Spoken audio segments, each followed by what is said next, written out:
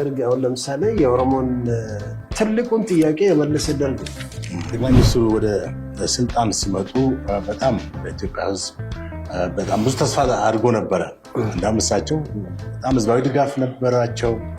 ህዝቡም በቃ የቀደመው የኢህአዴግ አምባገነን ስርዓት ተወግዶ በኢትዮጵያ በአዲስ መታደስ ሁኔታ ምናምን ነበረ።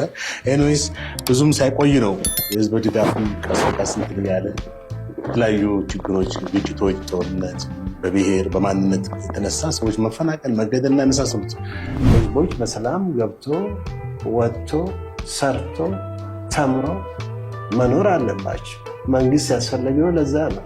ጨቋኝ ስርዓቶች ለረጅም ዓመታት የኦሮሞን ህዝብ ሲጨቁን የነበሩ የኦሮሞን ህዝብ በሃይማኖት መከፋፈል፣ በአካባቢ፣ በጎሳ፣ በፖለቲካ አመለካከት መከፋፈል የኦሮሞ ህዝብ አንድነት እንዳይኖረው ሲሰሩ ቆይተዋል።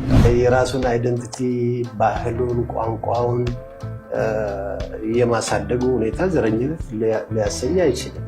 በኦሮሞ ማህበረሰብ ውስጥ በጂኦግራፊም በጎሳም በሃይማኖትም ልዩነት አለ።